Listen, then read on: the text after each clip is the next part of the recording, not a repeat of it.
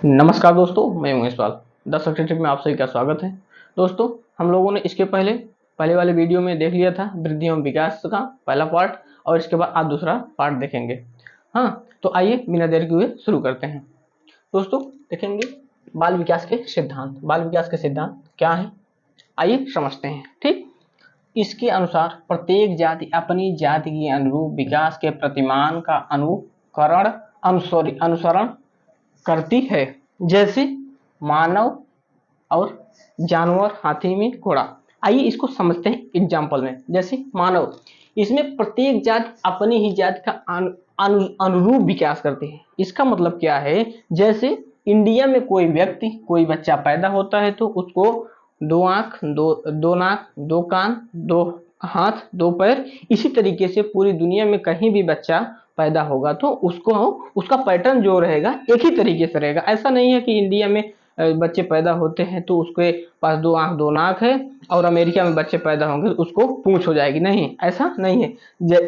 ये मानव रूप जो है, चाहे मानव हो या जानवर हो, एक ही पैटर्न पर होते हैं। इसके जो प्रतिमान होते हैं एक एक अनुरूप से अनुसरण जो करते हैं एक ही तरीके से होते हैं। ऐसे जानवरों में भी होता है। जैसे हाथियों के, अपने भारत में हाथियों के सूंड होती हैं, बड़ी बड़ी उसके दांतें होते हैं, चार पैर होते हैं, और उसका शरीर विशालकाय होता है। तो ये अमेरिका में देखेंगे, चाहे आप अफ्रीका में देखेंगे, यूरोप में देखेंगे, पूरी दुनिया में इसी पैटर्न पर मिलेंगे आपको। हाथी देख लीजिए, घोड़ा देख लीजिए। जैसे घोड़ा अपने यहाँ चार पैरों का होता है, सींग अपने यहाँ के घोड़ों में नहीं होती है, दुनिया के किसी भी घोड़े में सींग नहीं होती है। चाहे बंदर हो, बंदर को पूंछ होगी तो बंदर को सींग नहीं होगी। जो कि इसके कहने का मतलब है, जो विकास का प्रतिमान है एक ही तरीके से चलता है, चाहे अपने इंडिया में और चाहे चाहे दूसरे देशों में। ठीक, ये बात समझ में आई होगी आपको। आइए आगे देखते हैं विकास की दिशा का सिद्धांत। विकास की दिशा क्या है, आइए देखते हैं। विकास की दिशा सिर से पैर की तरफ होती है। विकास की दिशा जो है सिर के पैर की तरफ से होती है। जब बच्चा पैदा होता है तो उसका विकास जो होता है सिर से लेकर के पैर की तरफ होता है, एक क्रमबद्ध तरीके में सिर से लेकर के पैर की तरफ होता है। जैसे ये बच्चा है तो उसका विकास यहाँ से लेकर के, इससे पहले उसका सिर होगा, इसके बाद में उसके उसके भुजाएं होंगी, ठीक, इसके बाद उसका शरीर, इसके बाद पैर, ऐसे ही उसका, इसके बाद हाथ, ऐसे ही उसका विकास होगा। इसको मस्काधुमुखी सेफेलोकॉर्डल भी कहते हैं। इसको आप अंग्रेजी समझिए, एग्जाम में यहीं से थोड़ा सा कंफ्यूजन होता है, मस्काधुमुखी और सेफेलोकॉर्डल। सेफेलोकॉर्डल भी कहते हैं। ठीक है, देख रहे हैं।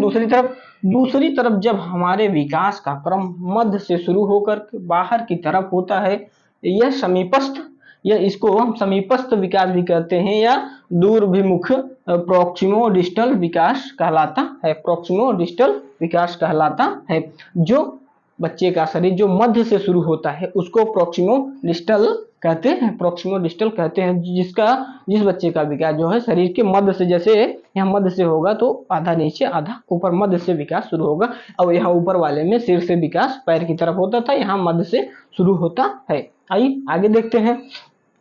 अतः कह सकते हैं यह क्रमिक विकास होता है। इसमें जो मध्य से शुरू होता है इसको हम क्रमिक विकास भी कहते हैं। अब आगे देखें निरंतरता का सिद्धांत।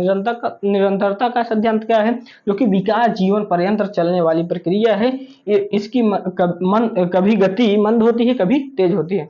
जी दोस्तों, देखिए जो है विकास जो है, मनुष्य जब पैदा होता है मृत्यु के होने के पहले तक कुछ न कुछ सीखता रहता है, और उसका विकास जो है निरंतर चलता रहता है। हर दिन कुछ न कुछ सीखता रहता है, चाहे मानव हो चाहे बच्चा। जब बच्चा छोटा रहता है तो कुछ न कुछ सीखता रहता है। आदमी बड़ा होता है, फिर बूढ़ा होता है, फिर इसके बाद उसकी मृत्यु हो जाती है। तो यहाँ कहा गया है उसकी जो है विकास जो है जीवन पर्यंत चलता है, और वो कुछ न कुछ सीखता रहता है। आइए आगे देखते हैं अनिरंतरता का सिद्धांत। अनिरंतरता विकास का सिद्धांत, इसमें क्या है, विकास के दौरान उभरने वाले नए नए तरीके जो संचार को समझने में सहायता करते हैं। जो विकास में आने वाले समय में नए नए तरीके से जो है संसार को समझने में, आप देखिए टेक्नोलॉजी कितने आगे चली गई है। पहले फोन नहीं था, अब फोन से देखिए, आप ऑनलाइन पहले पढ़ाई नहीं थी, अब ऑनलाइन पढ़ाई भी होती है। तो कहने का मतलब ये है कि नए नए तरीके से आदमी सीखता रहता है। आइए आगे देखते हैं, सामान्य से विशिष्ट क्रियाओं का सिद्धांत। क्या? सामान्य से विशिष्ट क्रियाओं का सिद्धांत, हमारा विकास सदैव सामान्य से विशिष्ट क्रियाओं की ओर चलता है, न कि विशिष्ट से सामान्य की ओर। आइए समझते हैं, जो है हमारा विकास जो है सामान्य से होकर सामान्य से विशिष्ट की ओर हम सीखते हैं। ऐसा नहीं है कि पहले हम ख सीख लिए फिर इसके बाद में क सीखेंगे, नहीं, ये नहीं, पहले हम क सीखेंगे, इसके बाद ही ख सीखेंगे, इसके बाद ज्ञ सीखेंगे। ठीक है, इसके कहने का मतलब ये है सदैव सामान्य से विशिष्ट की ओर। पहले हम सरल चीजें सीखते हैं, इसके बाद में कठिन चीजें हम सीखते रहते हैं। जैसे इसका एग्जाम्पल से समझिए, जैसे पहले हम उठते हैं, फिर हम बैठते हैं, फिर हम चलते हैं, फिर दौड़ते हैं, न कि पहले हम दौड़ना शुरू कर देंगे, पहले चलना शुरू कर देंगे। कोई भी बच्चा होगा पहले उठेगा, जब छोटा रहेगा तो पहले उठना सीखेगा, इसके बाद में आइए देखते हैं चलना बैठना सीखेगा।